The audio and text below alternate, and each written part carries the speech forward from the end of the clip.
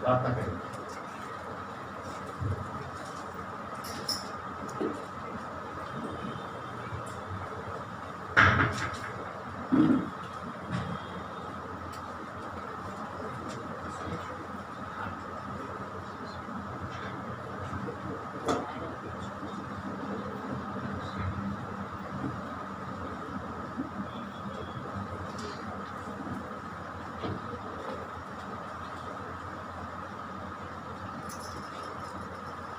प्रेमी स्वर्गीय पिताजी, दयालु परमेश्वर, कृपालु परमेश्वर, राजाओं का राजा, प्रभुओं का प्रभु, आदि और अंत, अल्फा ओमेगा, फिर से आने वाला, वादे देकर पूरा करने वाला, हमारे ऊपर धीरे धरने वाला प्रभु जी, प्रेमी स्वर्गीय पिताजी, जो वचन के द्वारा से बात कीजिए प्रभु, दयालु कृपालु परमेश्वर, ओ प्रभु, तुमसे इतना प्रेम किया, विश्वास कर सके, अनुभव कर सके, ताकि समय तोड़ा है प्रभु।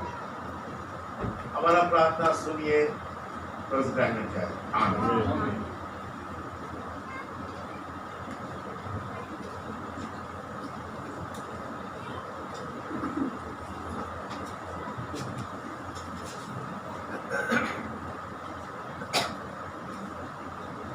घर में क्यों है?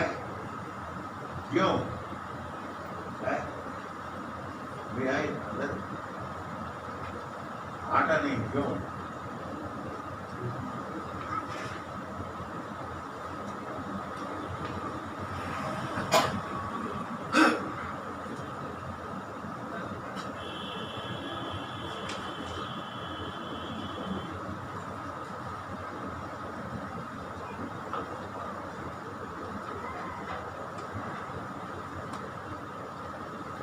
उत्पत्ति 2:7 ఆదికాండము 2వ అధ్యాయం 7వ వచనం. उत्पत्ति 2:7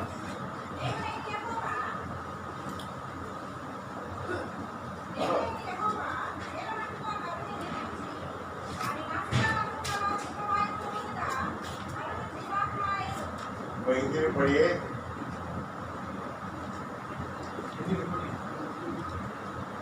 तब यहोवा परमेश्वर ने आदम को भूमि की मिट्टी से रचा और उसके नथनों में जीवन का श्वास फूंक दिया और आदम जीवित प्राणी बन गया.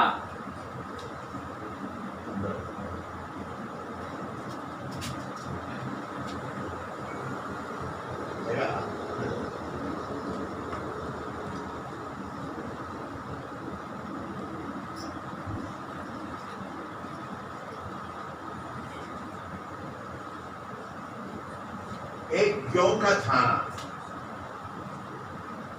बोने से कितना होता है?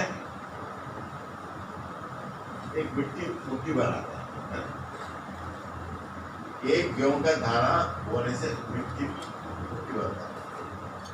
वो इतना दाना फिर बोने से एक बोरी आता है. एक बोरी गेहूं को बोने से 5 साल में एक मालगाड़ी बन जाता है. सच है झूठ है?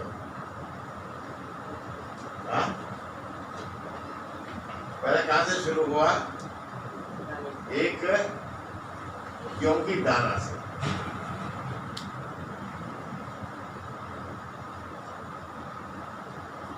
अगर आप वो गेहूं की दाना बदलता है, कहां भी जाओ वही गेहूं तो गेहूं ही है.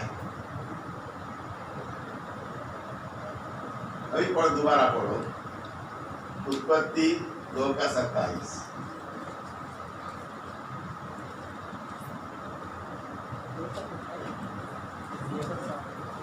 सॉरी 2:7.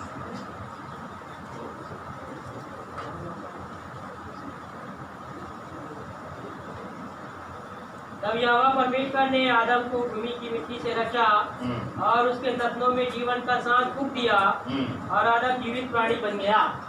किसका सांस फूका? किसका सांस फूका?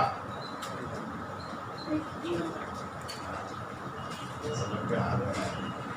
किसका सांस फूका? जीवन का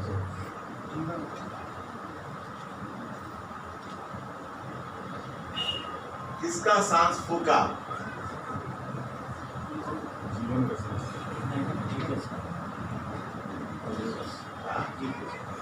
दोबारा पढ़ो, सब पढ़िए। उत्पत्ति 2:7। तब यहोवा परमेश्वर ने आदम को भूमि की मिट्टी से रचा और उसके नथनों में जीवन का सांस फूंक दिया और आदम जीवित प्राणी बन किसका गया। सांस फूका? जीवन का सांस हाँ, किसने फूका भाई? हाँ? परमेश्वर ने।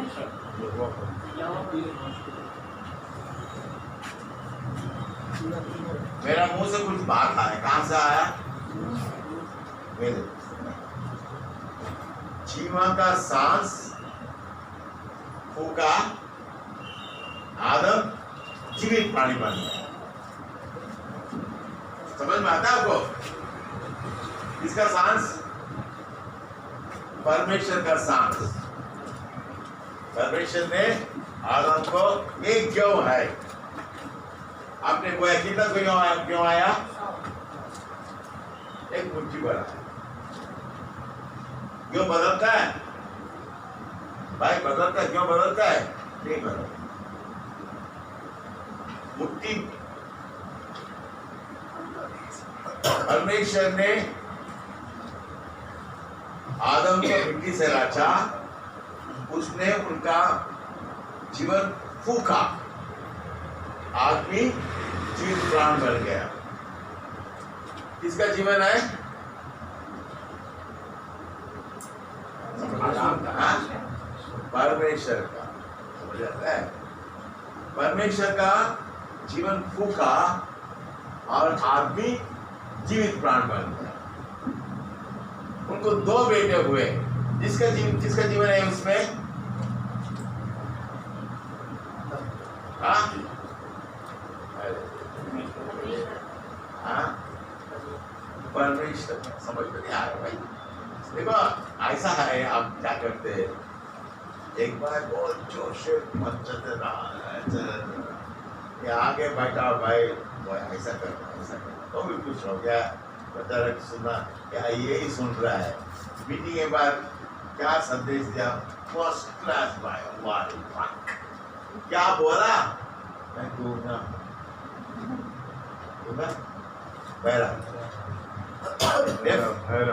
बहरा हूँ, मुझे समझ नहीं सुना।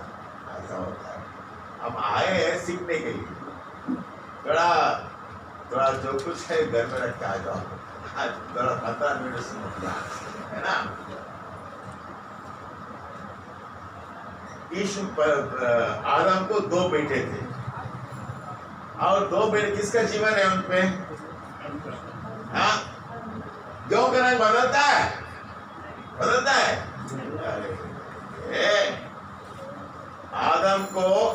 आदम ने परमेश्वर ने आदम को जीवन फूका, वो जीवित प्राणी बन गया। उनको दो बेटे हुए। किसका प्राण है, जीवन है उनमें? हाँ? अरे क्यों करना बदलता है? हाँ, बदलता है। बोरियों से बदलता है, बदलता है। जब परमेश्वर ने आदम को फूका, जीवित प्राणी बन गया, तो दो बेटे हुए। किसका जीवन है उसमें? हाँ, समझ में? परमेश्वर का। आप में किसका जीवन है? किसका जीवन है? ऐसा मैं बैठो, मैं बुढ़ा हूँ, खबरदार। किसका जीवन है? हाँ, आप लोग की बात नहीं बोलने की पड़ेगा। परमेश्वर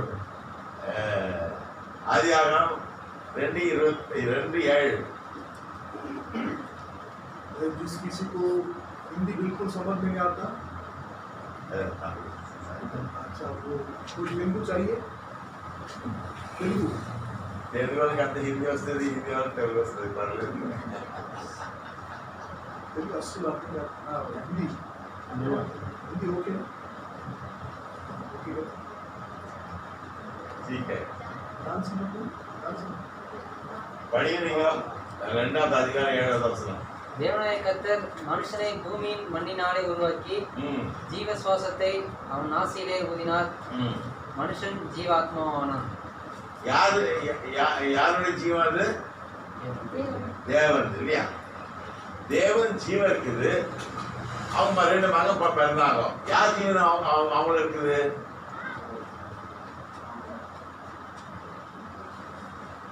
அவருடைய ஜீவன், யார் ஜீவன் தான்? தேவனுடைய ஜீவன்.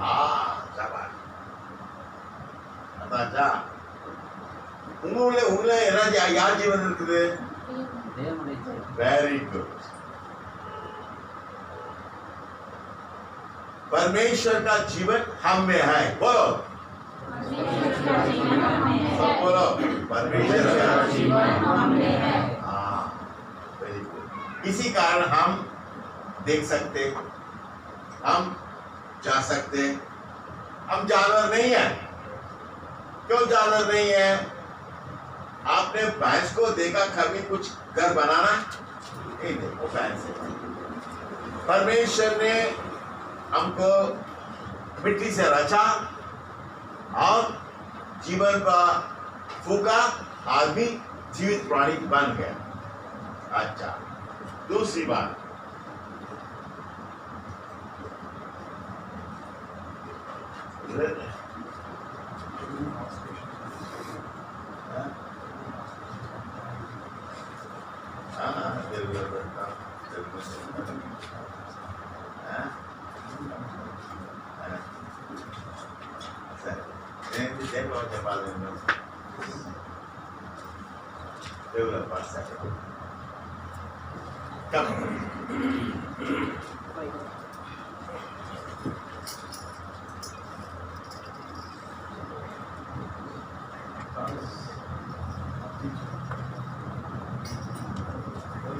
ఆది కాండము 1:27.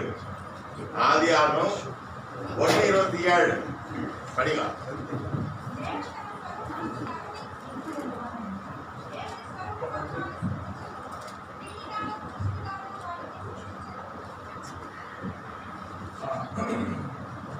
ఆది కాండం 1:20. अच्छा वेट. దేవుడు ఎలా ఉంటాడు? परमेश्वर कैसे रहते हैं? கர்த்தர் எப்படி இருப்பாரு? படிங்க, சொல்லுங்க. தேவன் தம்முடைய சாயலாக மனுஷனை சிருஷ்டித்தார். அவனை தேவ சாயலாக சிருஷ்டித்தார். ஆணும் பெண்ணுமாக அவர்களை சிருஷ்டித்தார். கர்த்தர் எப்படி இருப்பாரு?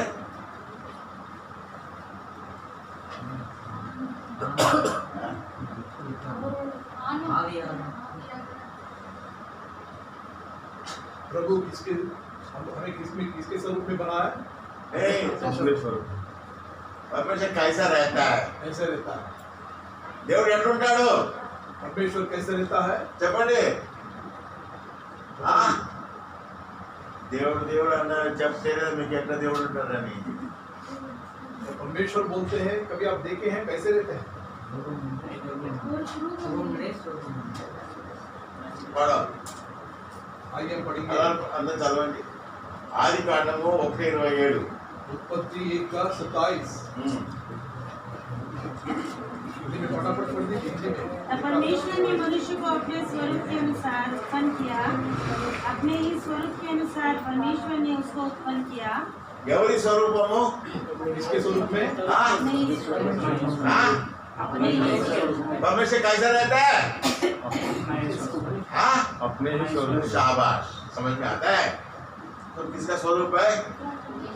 हिम्मत नहीं बोलने के लिए. क्या माँ ఎవరి స్వరూపమే? आप किसके स्वरूप में है? దేవుని స్వరూపం. हम परमेश्वर के स्वरूप में बनाया गए. అర్థమైందా? समझ చదవండి. కీర్తన 18:6. देखिए సంగీతం 16:18. 18 वचन से तो उसका 6 पद.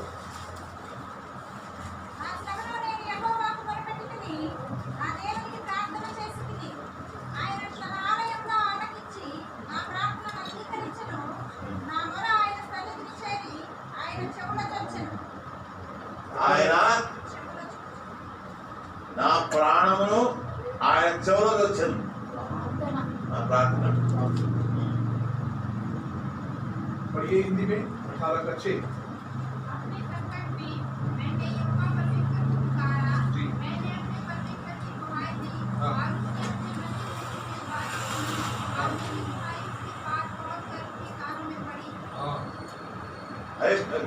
Psalm 94:9 94 वचन से था उसका 9 पद। కీర్తన 94 94 वचन 9వ అధ్యాయం उसका 9 पद। He that planted the hill shall reap. नहीं हिंदी में पढ़। जिसने कान दिया क्या वह आप नहीं सुनता? जिसने आँख रखी क्या वह आप नहीं देखता? తెలుగు చదవండి. చెవులను కలుగజేసిన వాడు వినుకుంటున్నా, చెవులను కలిగజేసిన వాడు వినకుంటున్నా, కంటిని నిర్మించిన వాడు కానకుండునా, కంటిని నిర్మించిన వాడు కానకుండునా. ఇస్తే చాలా మనం గ్రహించాలా? అవును కదా. మనం గ్రహించాలా? దేవుడు కళ్ళు చేసినాడు, చెవులు చేసినాడు, ఆయన వినకుండానా మనం ప్రార్థన వింటాడు. हम लोग समझना है कि परमेश्वर जिसने आंख और कान जो मुंह बनाया है वो सब देखता है और सुनता है। దేవుడు దేవుడు ఎవరిలాగా ఉంటాడు? परमेश्वर किसके स्वरूप में है? ఆ, దేవుడు మన ప్రార్థన వింటాడు, సమస్య చూస్తున్నాడు. और परमेश्वर हमारी प्रार्थना सुनता है, हमें देखता भी है। నిర్గమన एक्सोडस निर्गमन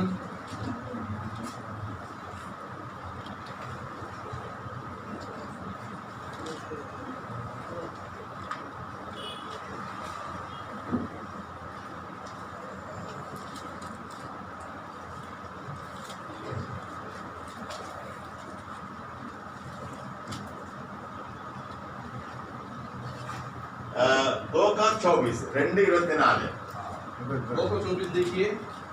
परमेश्वर ने उनका कहलाना सुनकर हाँ। अपनी वाचा को जो उसने अब्राहम, इसहाक और याकूब के साथ बांधी थी स्मरण किया।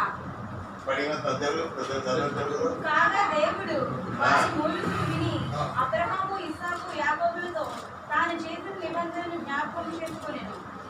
25 చదవండి. దేవుడు ఇశ్రాయేలీయులను చూచెను, ఆ. దేవుడు వారి యందు లక్ష్యముంచెను. దేవుడు 24 25 தேவன் அவர்கள் பெருமூச்சை கேட்டு ஆ. தாம் ஆபிரகாமோடும் ஈசாக்கோடும் யாக்கோபோடும் செய்த உடன்படிக்கையை நினைவு கூர்ந்தார்.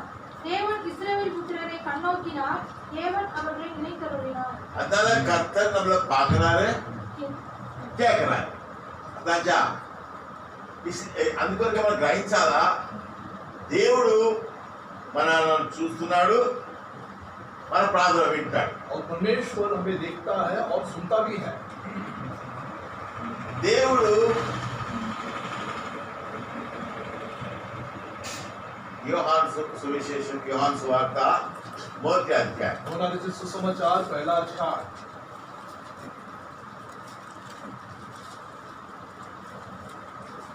बाबा जी का सुसमाचार पहला अध्याय 14వ వచనం 14th verse। 14వ వచనం. ఆ వాక్యము శరీరధారి అయి మ్మ్. కృపాసత్య సంపూర్ణుడుగా మన మధ్య నివసించెను. తండ్రి వలన కలిగిన అద్వితీయ కుమారుని మహిమ వలె మనం ఆయన మహిమను కనుగొంటిమి. మన మధ్యలో ఏ విధంగా దేవుడు ఉన్నాడు? हमारे मध्य में परमेश्वर कैसा है? நம்ம நடுவுல கத்தை எப்படி இருக்கிறாரு? हमारे मध्य में परमेश्वर कैसा है? ఆ? ఆ? अनुग्रह और सच्चाई।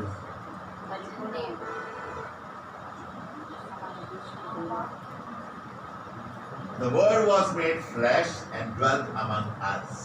वो हमारे बीच में शरीर धारण करते हुए आया है। మన మధ్యలో దేవుడు వ్రాతపూర్వకంగా ఉన్నాడు. हमारे मध्य में वचन रूपी परमेश्वर है। తమకే పడికి 14 और वचन देहधारी हुआ। తమ இது 1:14. அந்த வார்த்தை மாம்சமாகி கிருபையினாலும் சத்தியத்தினாலும் நிறைந்தவராய் நமக்குள்ளே வாசம் பண்ணினார். அவருடைய நமக்குள்ளே வாசம் பண்ணினாரு. எப்படி வாசம் பண்ணாரு? வசனத்தினால. கிருபையினாலும். இப்போ நினைச்சுக்காங்க, உங்களுக்கு லெட்டர் வந்துச்சு, டிரான்ஸ்ஃபர் ஆர்டர் வந்துச்சு, யுவர் டிரான்ஸ்ஃபர் டு டெல்லி. ஐயோ என்ன பண்ணலாம்பா, வந்துச்சு டெல்லி டிரான்ஸ்ஃபர். டெல்லியிலேருந்து அவங்க வரல, இங்க எழுத்துனால வந்தாங்க இங்க. அப்படிதான் எழுத்துனால கடவுள் நம்மகிட்ட இருக்கிறார். అనుకోండి మీకు ట్రాన్స్ఫర్ అయింది, వచ్చి ఆర్డర్స్ వచ్చేసి ఢిల్లీ ట్రాన్స్ఫర్ అనుకోండి. अभी सोचिए आपको ट्रांसफर का ऑर्डर आ गया है. అయ్యో ఏం చేయాలబ్బా, अरे भाई क्या करता है. అంటే ఢిల్లీ నుంచి వాళ్ళు ఎవరు రాలేదు, కానీ दिल्ली से कोई नहीं आया. అయితే వాళ్ళు వ్రాతపూర్వకంగా మీ దగ్గరకు వచ్చినారు. और लिखी हुई पत्र में जो ट्रांसफर का जो पत्र आया है, దేవుడు మన మధ్యలో వ్రాతపూర్వకంగా ఉన్నాడు. हमारे मध्य में वचन रूपी परमेश्वर होकर मेरा किया है. అర్థమైందా? समझ में आया ना. కాబట్టి మనం వ్రాతపూర్వకంగా దేవుడు మన మధ్యలో ఉన్నాడు. हमारे मध्य में वचन रूपी परमेश्वर है. కాబట్టి మన దేవుని వాక్యమును మనం నమ్మాలి. इस वचन पर हम विश्वास रखना है. ఈ లోకంలో జీవించడానికి జీవం కావాలా? इस संसार में जीने के लिए जीवन की आवश्यकता है. இந்த உலகத்தில் இருக்கிறதுக்காக நம்ம జీవం வேணும். நம்மளுக்கு ఏ కుర్చీ కుర్చీ ఉంది, దీని జీవం ఉందా? कुर्सी में जीवन है. జీవం లేదు. నా దగ్గర కారు ఉంది, కారు నడుపుతాను, అమ్మో ఎంత మంచి కారు ముద్దు పెట్టుకుంటున్నా. अभी कार जो है, कार को पकड़ कर कितना अच्छा बढ़िया कार है बोल के हम लोग ఏ కారు இருக்குது, కారు ఎవరు நல்ல కారు ముద్దు పోనాను, అది முடியும் இல்லை. हाँ, उस कार में कोई जीवन नहीं. இந்த உலகத்தில் இருக்கிறதுக்காக ఈ లోకం జీవించడానికి కొరకు మన జీవం కావాలి. आज संसार में जीने के लिए जीवन की आवश्यकता है. జీవము దేవుని యొక్క దీవెన. याद रखिए, जीवन जो है परमेश्वर की ओर से दान है. యోహాను సువార్త 5వ అధ్యాయం 24వ వచనం. యోనా लिखित सुसमाचार 5वां अध्याय इसका 25 पद. నా మాట విని నన్ను పంపిన వానియందు విశ్వాసం అంజీవతినారు. నిత్య జీవము గలవాడు. 24 पद पढ़िए. 5 का 24. मैं तुमसे सच सच कहता हूँ, जो मेरा वचन सुनकर मेरे भेजने वाले पर विश्वास करता है, अनंत जीवन उसका है और उस पर दंड की आज्ञा नहीं होती, परंतु वह मृत्यु से पार होकर जीवन में प्रवेश कर चुका है. సముద్రం అనుకునేది ఇది మరణం. अभी इसको सोच लीजिए कि मृत्यु है. ఇప్పుడు ఎంచుకో, ఇది మరణం. अभी इसको सोच लीजिए मृत्यु है. పైకి వెక్కిరేనాన్ని చెప్పండి తెలుగులో. నా మాట విని, भाई के पीछे दोहराई. చెప్పండి తెలుగులో చెప్పండి. నా మాట విని నన్ను పంపిన వాని యందు విశ్వాసం ఉంచువాడు నిత్య జీవం గలవాడు. వాడు తీర్పులోనికి రాక మరణంలో నుండి జీవంలోనికి దాటి ఉన్నాడు. நான் தமிழ் படிங்க. என் வசனத்தை கேட்டு என் வசனத்தை கேட்டு என்னை அனுப்பினவரை விசுவாசிக்கிறவனுக்கு நித்திய ஜீவன் உண்டு. அவன் ஆக்கினைக்கு தீர்க்கப்படாமல் மரணத்தை விட்டு நீங்கி ஜீவனுக்கு உட்பட்டிருக்கிறான் என்று மெய்யாகவே உங்களுக்கு சொல்கிறேன். मैं तुमसे बोलो, सच सच कहता हूँ, जो मेरा वचन सुनकर मेरे वाला विश्वास करता है, अनंत जीवन उसका है, दंड की आज्ञा नहीं होता है. मृत्यु को पार करके जीवन में प्रवेश कर चुका है. और किसको पार किया? किसको पार किया? अगर मृत्यु पार हो गया भाई, नाला है, नाला पार कर दिया, वो पार तो हो गया, और क्या चाहिए भाई. हमने मृत्यु को पार किया. మనము జీవనంలోకి దాటి ఉన్నాం. हम लोग मृत्यु से पार करके जीवन में प्रवेश कर चुके हैं. दोबारा बोलो, రెండోసారి చెప్పండి. నా మాట విని నన్ను పంపిన వాని యందు విశ్వాసం ఉంచువాడు నిత్య జీవం గలవాడు.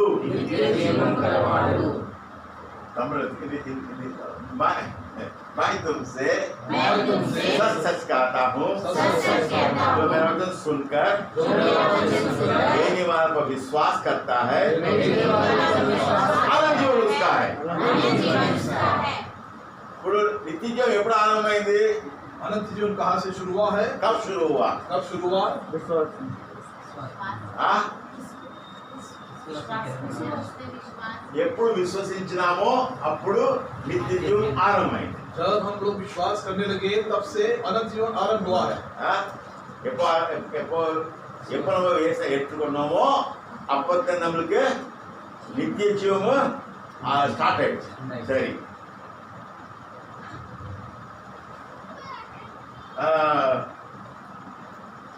ఒక పిల్లోడు పుట్టినాడు. अगर सोचिए एक बच्चा पैदा हुआ है, ఒక ఆయన 70 సంవత్సరాలు బ్రతుకుతాడు. अगर वो 75 साल गया है, बोलेंगे जिएगा, अगर जी सकता है जिएगा. जी, हाँ, बहुत खुश हो गए. हम लोग बहुत खुश हो जाते हैं. సారీ, అది 70 సంవత్సరాలు పుట్టంగానే ఎవరన్నారు ఈ పిల్లాడు 70 సంవత్సరాలు బ్రతుకుతాడు, మనవాళ్ళు చూస్తాడు. వా, ఎంత మంచిది కదా. अगर उस बच्चे के विषय में अगर ऐसा भविष्यवाणी कहिए कि 75 साल जिएगा और उसके नाते और पोते पोतों को भी देखेगा. మగ పెద్ద ఇంత పైన இல்லையா 75 வருஷம் படிக்குவான். அவன் తాత కూడా ஆயிடுவான். ரொம்ப சந்தோஷம். சரி, நல்லா சந்தோஷம்.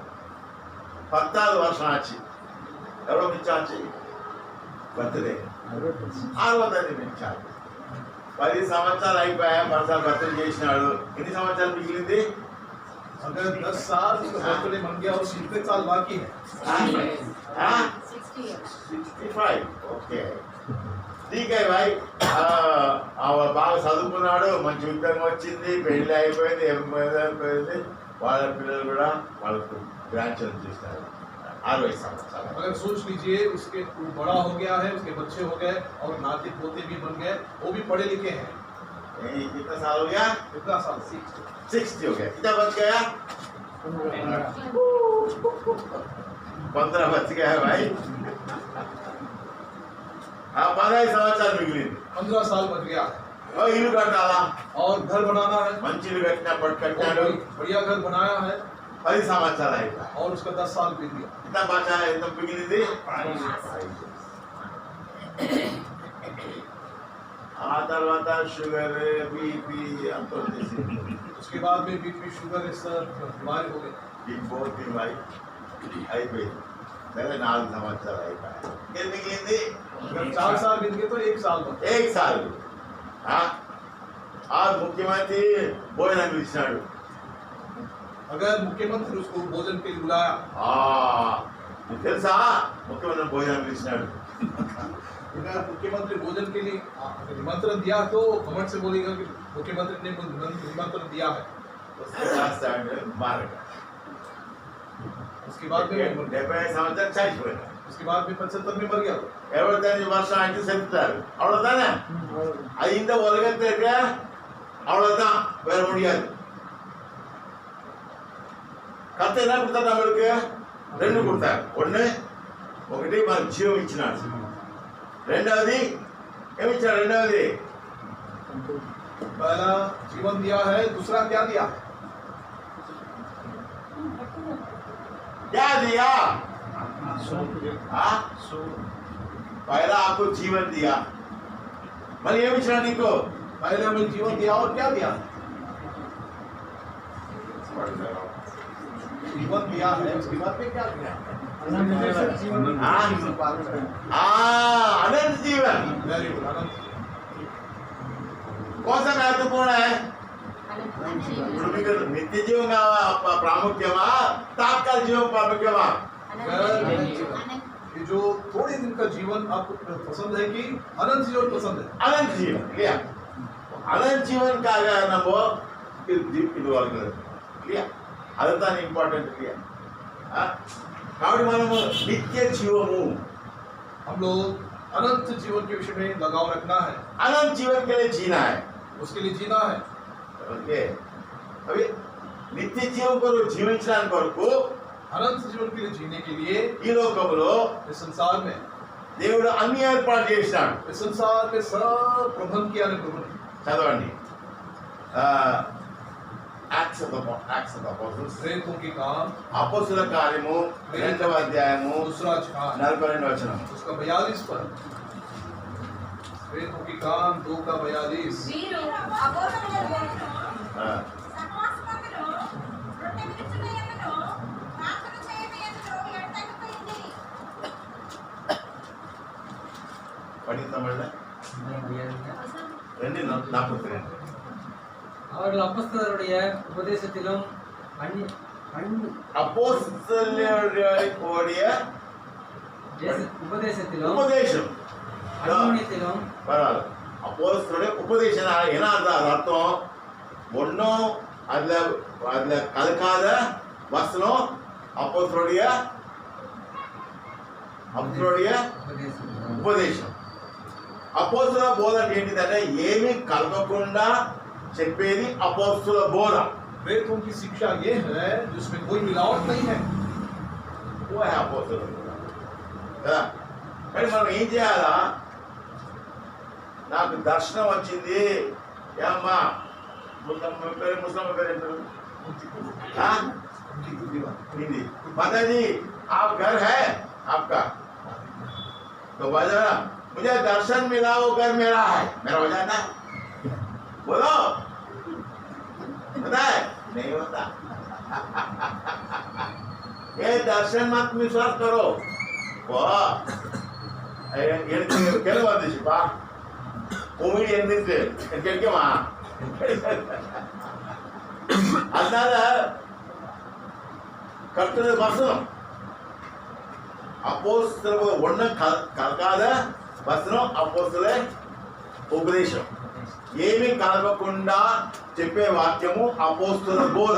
जो शिक्षा जो है प्रेतों की शिक्षा उसमें कोई मिलावट नहीं रहता है, जो प्योर रहता है. मत्ती सुसमाचार मत्ती सुवार्త 4వ అధ్యాయం मत्ती जी का सुसमाचार 4वां अध्याय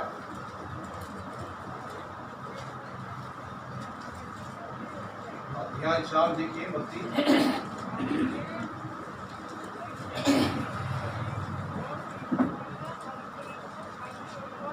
படிங்க 3வது வசனம் சாரி 4வது வசனம் அவர் பிரதியுத்தரமாக 4 மனுஷன் அப்பத்தினாலே மாத்திரம் அல்ல தேவனுடைய வாயிலிருந்து புறப்படுகிற ஒவ்வொரு வார்த்தையினாலும் பிழைப்பான் என்று உங்களுக்கு எழுதியிருக்கிறதே என்றார். ఆ తెలుగు చదవండి. అంతకాయన మనుషుడు రొట్టె వలన మాత్రము కాదు గాని దేవుని నోటి నుండి వచ్చు ప్రతి మాట వలనను జీవించును అని రాయబడి ఉన్నదని.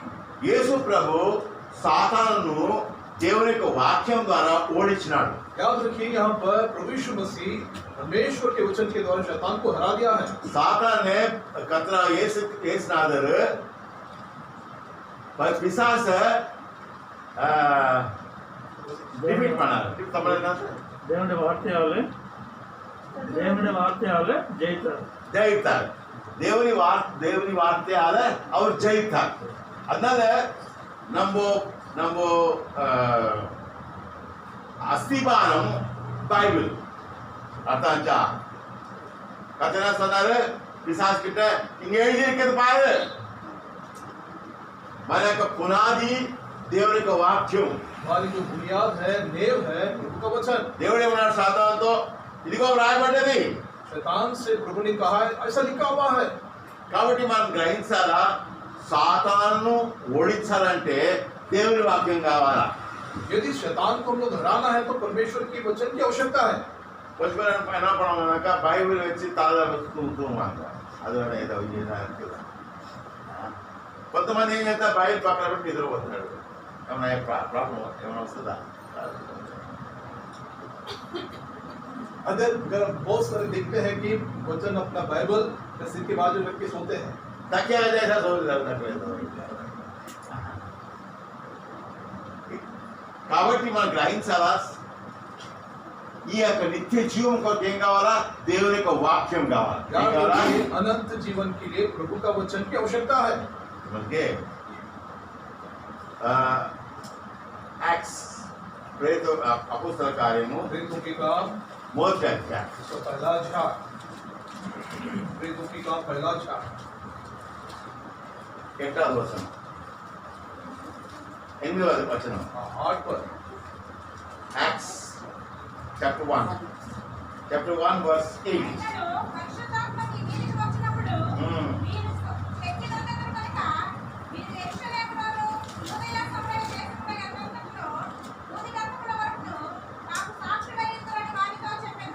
தமிழ்ல பரிசுத்த ஆவி உங்களிடத்தில் வரும்போது ம். நீங்கள் பலனடைந்து ம். எருசலேமிலும் யூதேயா முழுவதிலும் சமாரியாவிலும் பூமியின் கடைசி பரியந்தமும் எனக்கு சாட்சிகளாய் இருப்பீர்கள் என்றார்.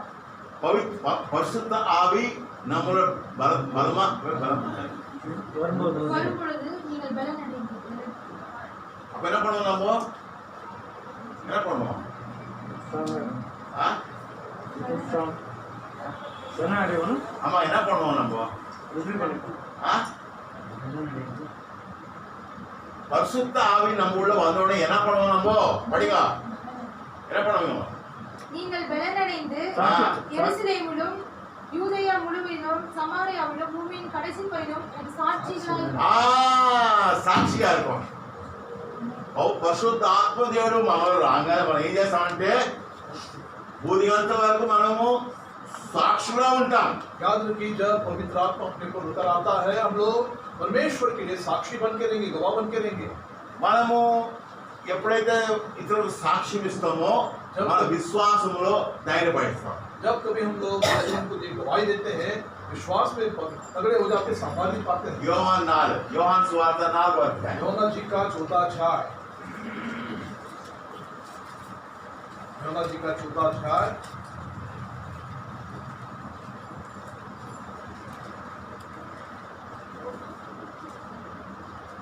పక్క పడిగా 10వ వచనము అందుకు యేసు, ఆ. నీవు దేవుని వరమును నాకు దాహమునికిమ్మని నిన్ను అడుగువాడెవడో అదియు ఎరిగి ఉంటే నీవు ఆయనను అడుగుదువు, ఆయన నీకు జీవజలమిచ్చునని ఆమెతో చెప్పాను. పడిగా 4:10 యోహాను இயேசு அவளுக்கு பிரதியுத்தரமாக, ஆ. நீ தேவனுடைய ஈவையும் தாகத்துக்குத்தா என்று உன்னிடத்தில் கேட்கிறவர் இன்னார் என்பதையும் அறிந்திருக்கிறதனால் நீயே அவனிடத்தில் கேட்டிருப்பாய், அவர் உனக்கு ஜீவ தண்ணீரை கொடுத்திருப்பார் என்றார்.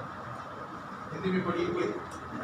यीशु ने उत्तर दिया, हाँ. यदि तू परमेश्वर के वरदान को जानती और यह भी जानती कि वह कौन है जो तुझसे कहता है मुझे पानी पिला, तो तू उससे मांगती और वह तुझे जीवन का जल देता. నేను ఎవరని నీవు గ్రహిస్తే జీవజలం అడుగుతాను. यदि तू तुझे जानता है कि मैं कौन हूँ तो पूछती है कि जीवन का जल मुझे चाहिए. தமிழது உன்னிடத்தில் கேட்கிறவர் இன்னார் என்பதை அறிந்திருந்தே ஆயா. நீ கேட்கறது யாரு? அவர் கர்த்தர். அதான்ச்சா அவர் కరోనా பாத்தீங்களா? కరోనా చూసారా? करोना को देखिए कोई. ఆ? ఆ? అరే మాస్క్ ఎందుకు వేసుకున్నా? కరోనా ఉంది కానీ మనకు చూడలేదు.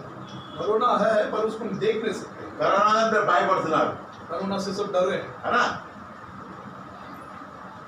கர்த்தர் நம்மளுக்காக உலகத்துல சாமரியாவை வந்து அந்த பொம்பளுக்கள் பேசுறார். அந்த மாதிரி தெரியாது யாரு. దేవుడు మనిషి రూపంగా వచ్చి ఈ భూలోకంలో మనుషుగా జన్మించి ఆ స్త్రీతో మాట్లాడితే ఆమె ఎవరో ఆయన ఎవరో ఆమెకు తెలియదు. देखिए परमेश्वर जो अदृश्य है, दृश्य रूप में मनुष्य के रूप में उसने जन्म लिया और उसके उस स्त्री के साथ जो वार्तालाप किया है, बात किया है, पर उसको पता नहीं कि उस स्त्री को ये प्रभु है, बोल के पता नहीं है. చదవండి 29 29 पद पढ़िए. ఈయన వచ్చి నేను చేసినవన్నీ నాతో చెప్పిన మనుషుని చూడుడి, ఈయన క్రీస్తు కాడా అని ఆ ఊరి వారితో చెప్పగా உடனே அந்த பொம்பளை போய் அல்லாஹ் சொல்லிட்டான், வாங்க வாங்க ஏசாமி இல்லையா? பசுத்தாப்பி நம்ம உள்ள வந்த உடனே வேற கண்டிப்பா சொல்லுவோம் நம்ம பரிசுத்த ஆவியோடைய பவர் சக்தி பரிசுத்த சக்தி வந்த உடனே நம்ம வேற அவங்களுக்கு சுவிசேஷம் சொல்லுவோம். పరిశుద్ధాత్మ దేవుడు మనలో రాగానే మనం ఏం చేస్తాము? శక్తి నొందిన వారమై సువార్త ప్రకటిస్తాం. जब पवित्र आत्मा हमारे अंदर आता है, प्रयोग समाता है, तब हम लोग शक्ति पाकर, सामर्थ पाकर हम प्रभु के लिए गवाह बन के रहते हैं।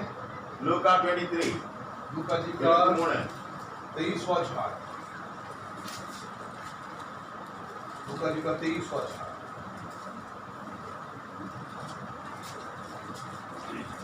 नापति वर्णन 41 41 इसका 41 पढ़िए। మనం చేసిన వాటికి తగిన ఫలము పొందుతున్నాము కానీ ఈయన ఏ తప్పిదము చేయలేదని చెప్పి படிங்க தமிழ்ல நாமும் நியாயப்படி தண்டிக்கப்படுகிறோம். நாம் நடப்பித்தவர்களுக்கு தக்க பலனை அடைகிறோம். இவளோ தகாததென்றையும் நடப்பிக்கவில்லையே என்று அவனை கடிந்து கொண்டு. இப்போ யார் கூட கம்பேர் தமிழ்ல கம்பேர் என்ன ஒப்பிட்டு பார்க்கிறோம். ஒப்பிட்டு பார்க்கிறோம் இல்ல? யார் ஒப்பிட்டு பார்க்கிறாரு? ஏசாமி.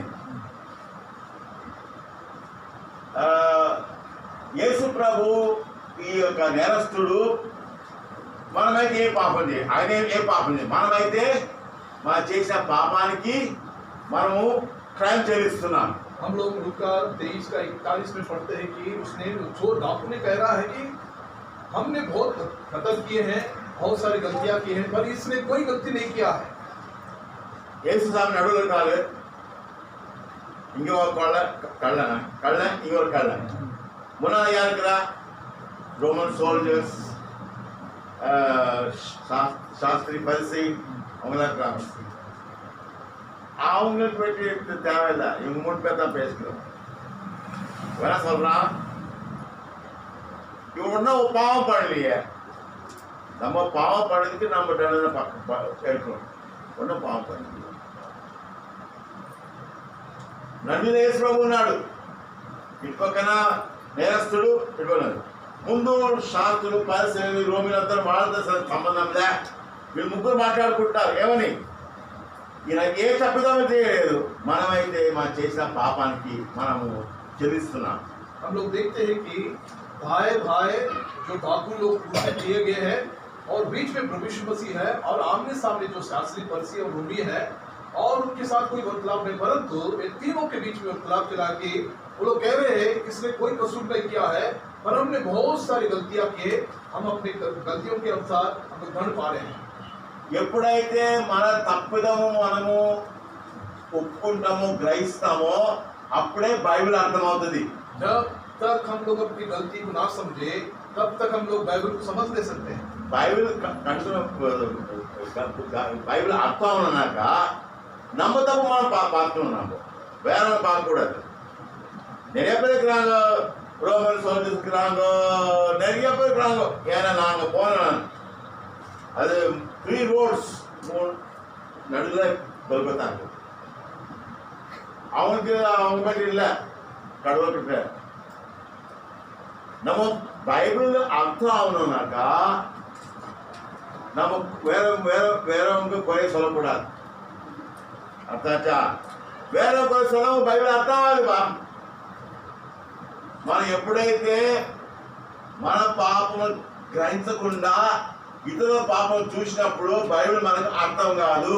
जब तक हम लोग अपनी गलती, अपने पाप को ना समझते हैं और दूसरों का गलती हम लोग निकालते हैं, तब तक हम लोग बाइबल समझ में नहीं आता। నువ్వు ఉపవాసం ఉండు, ఏం బైబిల్ అర్థం కాదు. चाहे कितनी भी प्रार्थना करें, कितने भी उपवास रखें, आपको बाइबल समझ में नहीं आता। ఎప్పుడైతే నా పాపమును నేను గ్రహిస్తానో అప్పుడే బైబిల్ అర్థమవుతుంది. जब हम अपने पापों को समझ लेते हैं कि मैं पापी हूँ, तभी हम लोग के बाइबल समझ में आता है।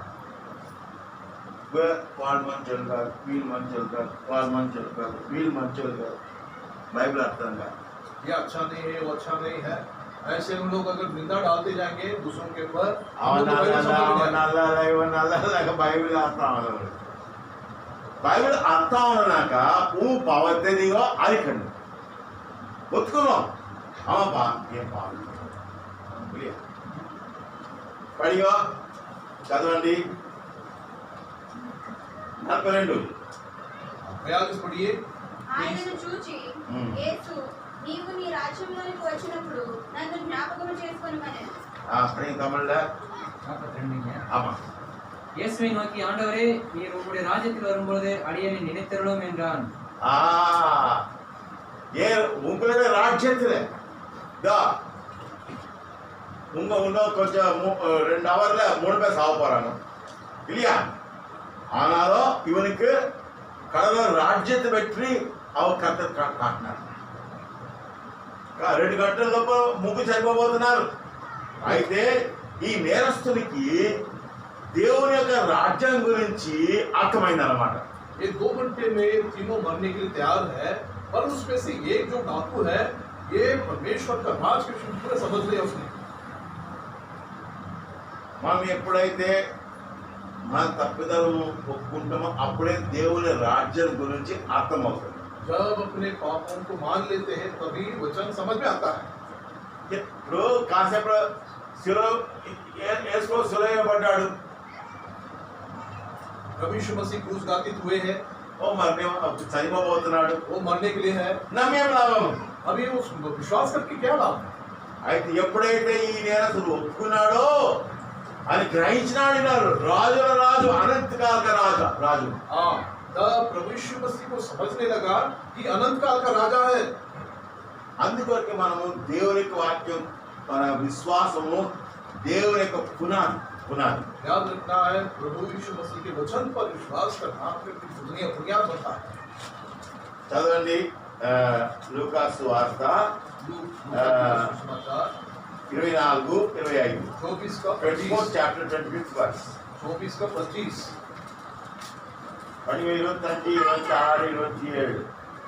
అందుకైన మత్తయి అవివేకులారా, లూకాసు సువిశేషం 24, 25, 26, 27. అందుకైన అవివేకులారా, ప్రవక్తలు చెప్పిన మాటలను నమ్మి నమ్మని మొత్తమొదలారా, క్రీస్తు ఈనాడు శ్రమపడి తన మహిమలో ప్రవేశించుట అగత్యము కాదా అని వారితో చెప్పి, మోషేయు సమస్త ప్రవక్తలను మొదలుకొని లేఖనములన్నిటిలో తనను గూర్చిన వచనముల భావం వారికి తెలిపెను. படிங்க தமிழ்ல.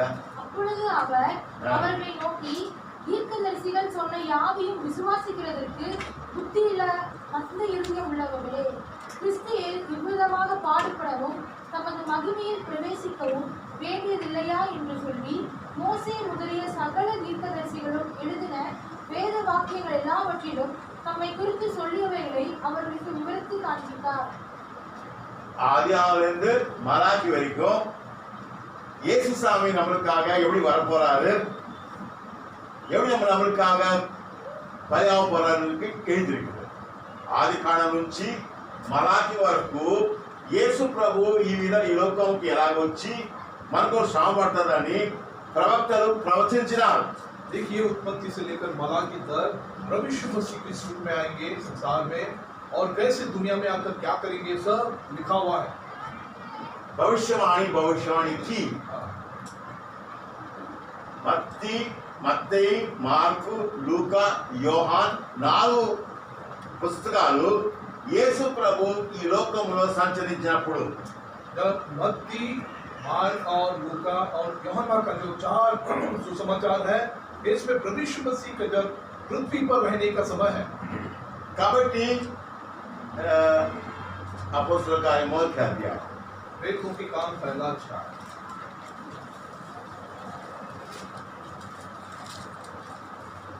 Acts chapter 1.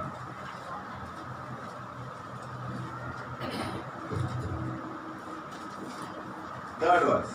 అపోస్తలుల కార్యం మొదటి 1వ అధ్యాయం 3వ వచనం. तीसरा पद. ఆయన శ్రమపడిన తరువాత 40 దినముల వరకు వారికి అగపడుచు దేవుని రాజ్య విషయములను గూర్చి బోధించుచు అనేక ప్రమాణములను చూపి వారికి తను తాను సజీవునిగా కనపరుచుకొనెను. యేసు స్వామి మరుతు ఉద్యాన 40 నాళ్ళు అవును కూడా ఉన్నారు. యేసు ప్రభు చనిపోయి తిరిగి లేచి 40 రోజులు శిష్యులతో ఉన్నాడు. प्रभु यीशु मसीह वो हमारे लिए क्रूस पर मारे गए और तीसरे दिन जी उठकर वो 40 दिन तक शिष्यों के साथ, चेलों के साथ थे. కాబట్టి మనము గ్రహించాలా ఈ సత్యము, దేవుని యొక్క వాక్యము. మనము దేవుని యొక్క వాక్యం చదవాలా, దేవుని వాక్యం ధ్యానించాలా, ఎందుకంటే దేవుని వాక్యం కాబట్టి. क्योंकि ये परमेश्वर का वचन है बाइबल, इसको हम लोग पढ़ना है, इसको समझना है, क्योंकि इस वचन पर हम लोग पूरी तरह विश्वास करके इसको ध्यान मनन करना है. బైబిల్ நமக்கு படிச்சுட்டு நம்ம தியானம் பண்ணணும். ஏன்னா இது கர்த்தருடைய வசனம். உலகத்துல ஒரு புஸ்தகம் தான் 3000 டைம்ஸ் 3000 டைம்ஸ் 3000 எழுதிருக்குது. கர்த்தர் சொன்னாரு, கர்த்தர் பேசினாரு. உலகத்தை வேற పుస్తకమే இல்லை இந்த ఉలగట్ల. ఈ లోకంలో బైబిల్ ఒకటే గ్రంథము. దేవుడు మాట్లాడెను, దేవుడు చెప్పనని వ్రాయబడ్డది. ये पुस्तक जो बाइबल जो है, इसी में परमेश्वर ने मनुष्यों से बात किया है, उसने वार्तालाप किया, बोल के लिखा हुआ पुस्तक एक ही है। परमेश्वर ने कहा 3000 बार परमेश्वर ने कहा. కాబట్టి ఈ లోకంలో ఏ గ్రంథం కానీ దేవుడు మాట్లాడని, దేవుడు చెప్పను అని రాయబడలేదు. प्रभु इस रीति से कहता है, ऐसा लिखा हुआ पुस्तक दुनिया में और कोई पुस्तक नहीं है. కాబట్టి మనం గ్రహించాలా, నిత్య జీవము, अनंत जीवन को समझने की कोशिश करें. నిత్య జీవము, अनंत जीवन, నిత్యానికి ఏం కావాలా? अनंत जीवन की क्या आवश्यकता है? ఆ? प्रभु पर विश्वास करना। अनंत जीवन का क्या चाहिए भाई?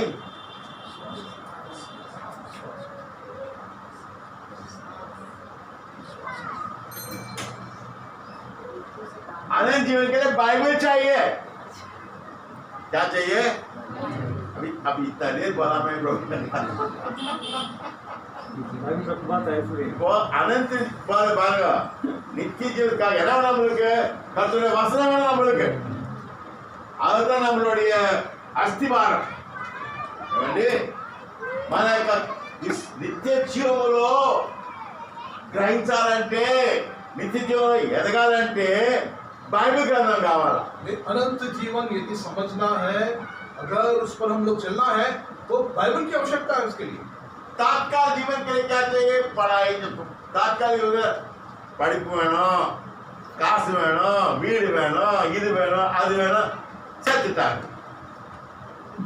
ఈ లోకంలో తాత్కాలిక జీవితం ఎందుకు కావాలా? డబ్బులు కావాలా, ఇల్లు కావాలా, వాకిలు కావాలా, చచ్చిపోతారు. देखिए, दुनिया में शारीरिक तात्कालिक जीवन के लिए हमें पैसों की आवश्यकता है, चीजों की आवश्यकता होती है और पढ़ाई की आवश्यकता है. अनंत जीवन क्या चाहिए? बाइबल चाहिए.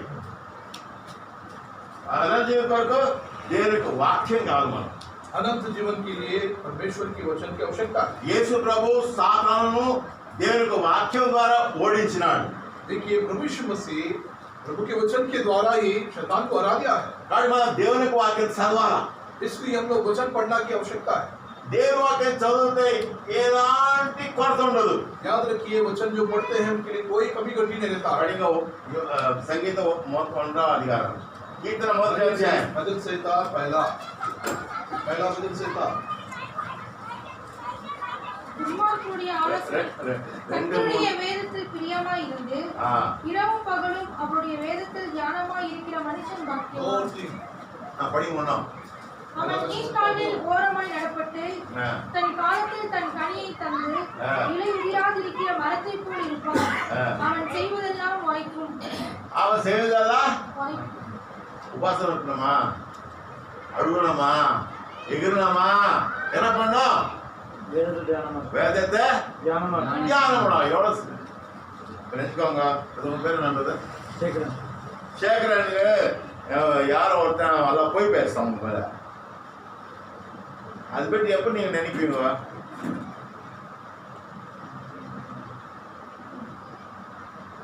இப்போ நினைச்சுக்கோ, ஒரு மனுஷன் உங்களுக்கு மட்டும் கெட்டது பேசுறான், அது அவன் பற்றி எப்ப நினைக்குவீங்க நீங்க? எப்போ அவன் தான் இல்லையா? சாப்பிடுவோம், அவன் தான் அவன் நினைக்குவான், அவன் எவ்வளோ கெட்ட பையன், அவன் என் மேலே கதை கட்டிட்டான். அது நமக்கு என்ன ஆகுது? பசி போகுது, பிபி ஜாஸ்தி ஆகுது, சுகர் ஆகுது. கத்திர வருஷம் நம்ம தியானம் பண்ண என்ன ஆகுது? எப்படி இருக்கோம் நம்ம?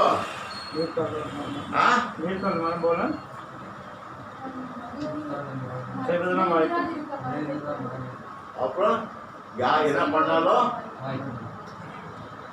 దేవుని యొక్క వాక్యం ఎవరైనా మీ గురించి చెడ్డగా మాట్లాడితే ఎప్పుడు ధ్యానిస్తారు దాని గురించి? हम बाइबल का ध्यान कब करते हैं, ध्यान मनन कब करते हैं? समझ लो भाई ने भाई के बारे में कोई बीमार बुराई बोल दिया, उसके बारे में कब सोचेंगे आप? हाँ हर समय सोचेंगे। सोचने क्या होगा?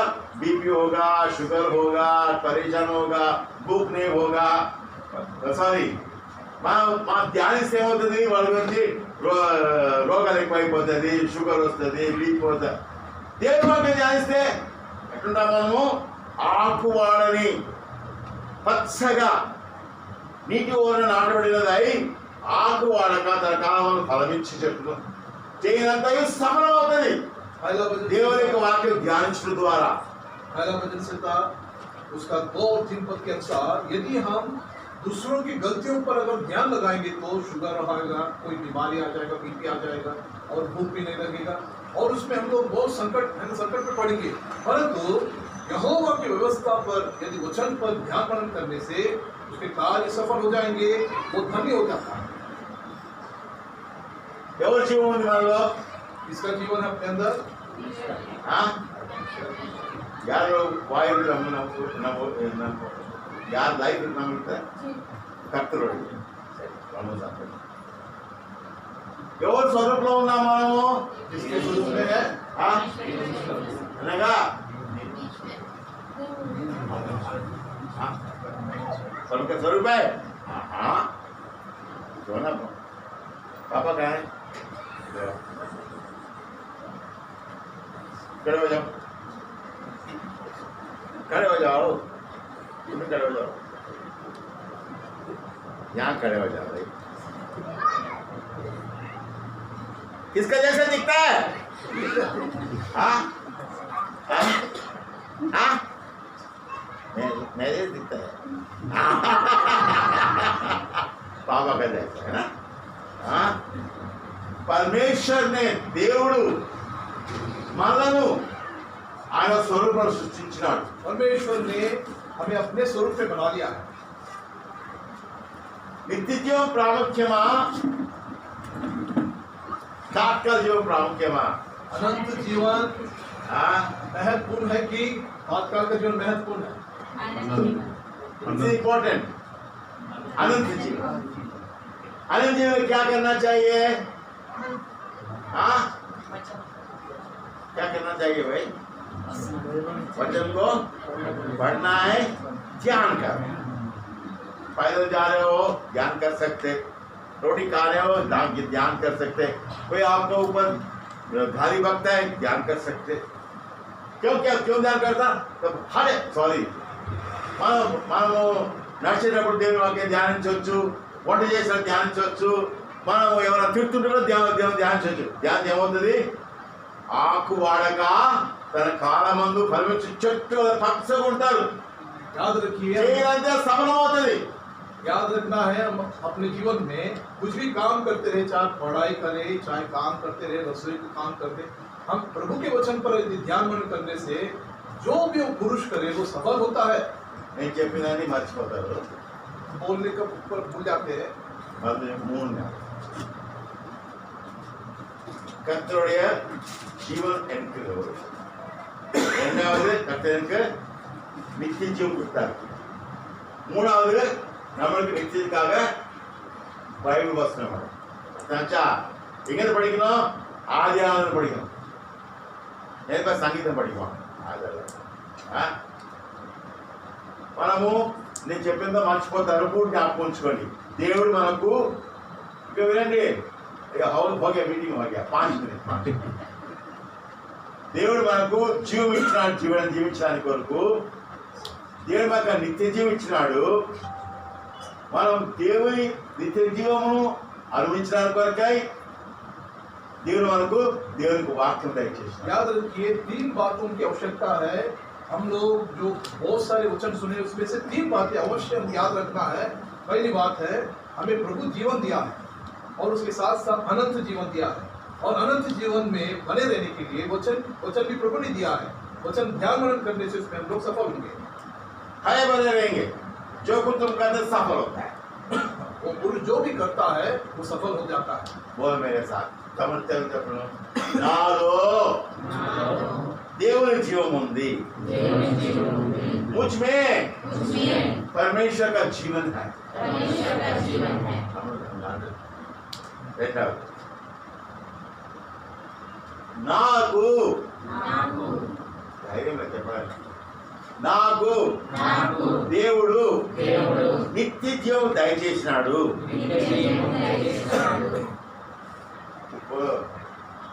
मुझे परमेश्वर ने अनंत जीवन दिया है। तो क्या करना चाहिए? बाइबल को पढ़ना है। कहाँ से पढ़ना है? उत्पत्ति से पढ़ना है। हाँ, इसलिए आमोस निकालो। नहीं जानते। क्यों नहीं जानते? చదువుతే కదా हम लोग ఆదికాండం తెలిస్తే ఆమోస్ ఎక్కడుంది అర్థమైతే రూత్ ఎక్కడుంది అర్థమవుతుంది। यदि हम उत्पत्ति से शुरू करेंगे बाइबल, आमोस पुस्तक कहाँ है और उसमें क्या क्या पुस्तक है पूरा पढ़ सकते हैं हम लोग। కాబట్టి మనం గ్రహించాలా నిత్య జీవం భూమి ఆకాశం గతిస్తాని దేవుని వాక్యం గతించదు। उसने बाइबल में लिखा है यदि आकाश और पृथ्वी टल भी जाएगी परंतु परमेश्वर को वचन कभी न टलेगा। మూడు జ్ఞాపకం ये तीन बातें याद रख लीजिए। జీవము जीवन, నిత్య జీవము अनंत जीवन దేవుని వాక్యం। और परमेश्वर का वचन। జీవం जीवन, నిత్య జీవం అప్పుడు కర్తవ్య వసం परमेश्वर का वचन। ఏ అనంత కాంతి ఇది ఇది అనంత నిత్య జీవం కొరకు ఇది। ये अनंत जीवन के लिए है। కాబట్టి ఇది అర్థం చేసుకుంటే చాలు। यदि हम इसको समझ लेंगे तो काफी है। ले அவ்வளவுதான்। யார்ப்பா நீ யார் சாயல இருக்கிற? ஏம்மா எவ்வளோ சொருப்பினேவோ தைரியமா इसके स्वरूप में है, అరే రే నేను దేవుడి స్వరూపి। इसके स्वरूप में हम लोग परमेश्वर के स्वरूप। కొట్టాడతావా? నేను కొట్టాడు। ఎందుకు కొట్టాడను? ఎందుకు కొట్టాడను? నేను దేవుని స్వరూపి। मैं नहीं लड़ूंगा इसलिए कि मैं परमेश्वर के स्वरूप में हूं। சண்டை போடுவானா? இல்லப்பா நான் கர்த்தருடைய சாயல। లాస్ట్ 2 కొరింథీ 3వ అధ్యాయం दूसरा कोरिन्थी రెండవ तीसरा अध्याय और 2 पद। 2 కొరింథీ 3వ అధ్యాయం 2వ చదవండి। दूसरा कोरिन्थी 3 का 2।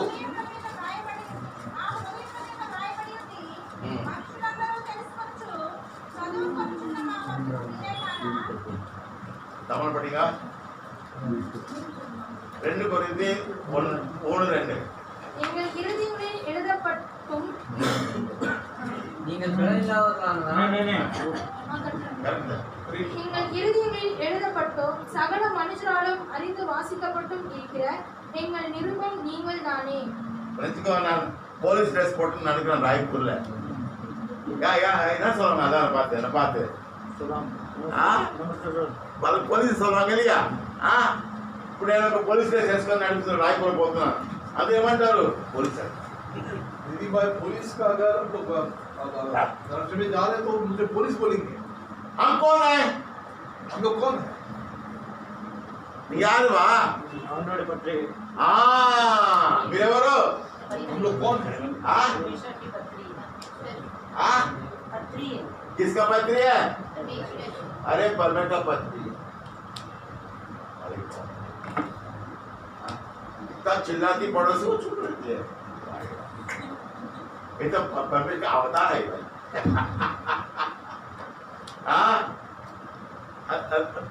That's why Christian life is wonderful life. इसलिए ये जो मसीह जीवन बहुत ही अद्भुत, Oh, it's a great life. वो बहुत ही महान जीवन है। No sacrifice. उसमें कोई त्याग बलिदान, Great living God we have. उसमें महान परमेश्वर अपने साथ है। We pray now. आइए प्रार्थना करें।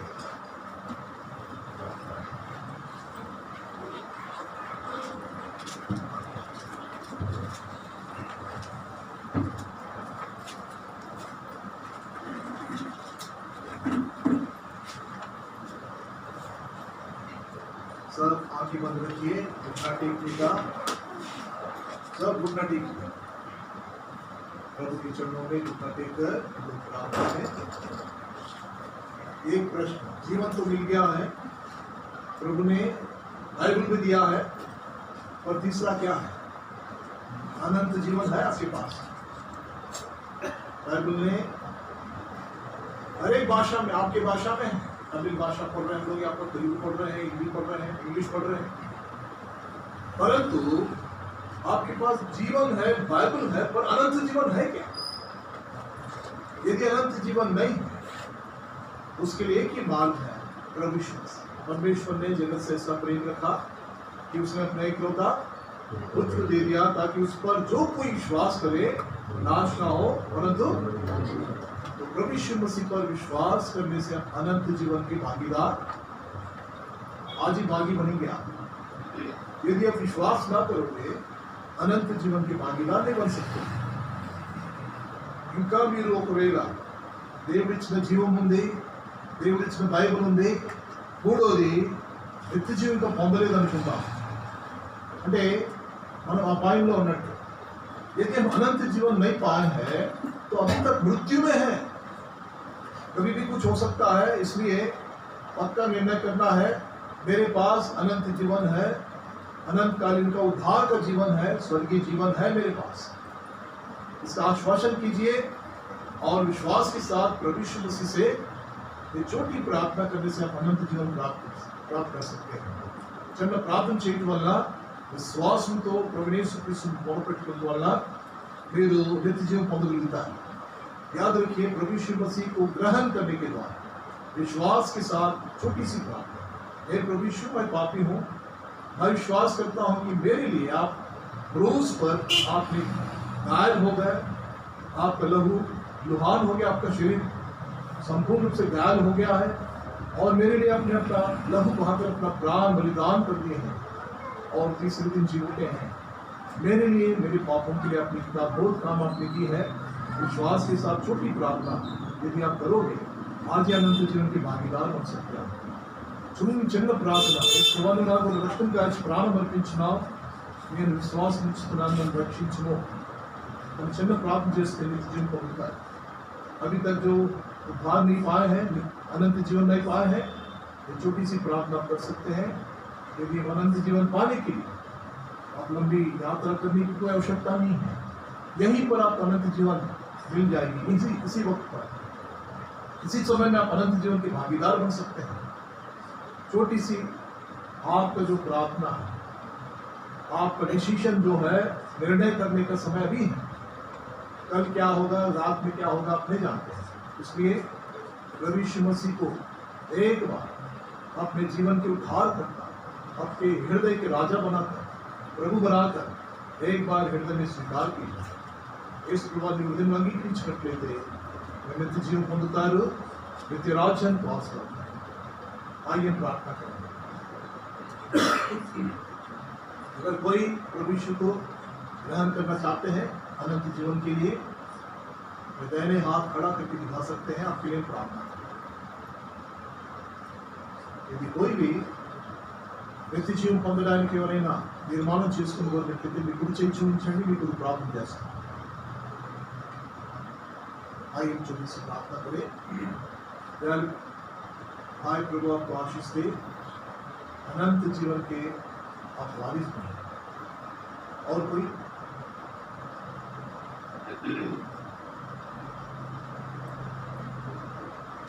प्रभु आप लोगों को आशीष दे, अनंत जीवन को जो गहरी बातें और समझने पवित्र आत्मा का सहायता आपको मिल सके, इसके लिए प्रार्थना करें। आप निश्चित कीजिए, प्रार्थना करेंगे। पिताजी, धन्यवाद देते हैं आज का जो संध्याकालीन समय आपने जो अपने दास को क्रूस के आगे छुपाकर जो 3 बातें प्रभु आपने हमें समझाए हैं, वो आपने जो मानवीय जीवन, मनुष्य का जीवन थोड़े समय का है, वो कभी विलुप्त हो सकता है, आपके समान है, थोड़ी देर को दिखाई देता है और थोड़ी देर में विलुप्त हो जाता है। पिताजी, ऐसे भयंकर जीवन से प्रभु जी, और आप हमें बचाने के लिए आपने बाइबल में दी है अनंत जीवन की बातें, पवित्र वचन देकर उस वचन के द्वारा, प्रभु यीशु मसीह के द्वारा हमें अनंत जीवन, प्रभु सेंत में प्रभु मुक्त प्रभाव में उस अनंत जीवन हम प्रभु यीशु मसीह के द्वारा देना चाहते हैं। तो जी अभी तक जो अनंत जीवन प्राप्त नहीं किए उन सबसे बातें विनती आप अपने दास पर दया करें, संपूर्ण और बल दे, शिवा तंदुरुस्त में रखें, दास और दासी को संपूर्ण अपने गुरु की तरह संभाले, विनती विकता जी विनती है जो प्रभु आपके दास को जो सेवाएं आगे की हुई, जो प्रभु आदिलाबाद, उसके बाद हैदराबाद, उसके बाद में प्रभु तमिलनाडु और मैसूर, जहाँ का भी तो आप अपने दास जो जहाँ जाते हैं उनके साथ हैं, और सेवा जो प्रभु उनसे आप कराना चाहते हैं, आप अपने आत्मा के द्वारा भरपूर करके प्रभु और विद्या में जितने भी आप पहुँचे हैं सब पर प्रभु आशीष पाते हैं। बाकी समय प्रभु हम सबके लिए प्रभु आशीष का कारण था, जितने ज्ञान तक का दूर जितने भी आए हैं सबको प्रभु आशीषित करके प्रभु आपको धन्यवाद देते हैं। प्रभु आपको बहुत धन्यवाद देते हैं। वातावरण जबकि प्रभु प्रतिकूलता आपने प्रभु वातावरण के लिए आपने ठीक ठाक करके प्रभु सब आने में आप सहायता की धन्यवाद देते हैं। जो नहीं आ पाए उनका भाग नहीं दिया था, इनकी प्रार्थना इस प्रार्थना को भार करता हमारे तारनहार मुक्तिदाता कार्य पवित्र प्रभु यीशु के नाम से मांगते हैं प्यार से ग्रहण करें।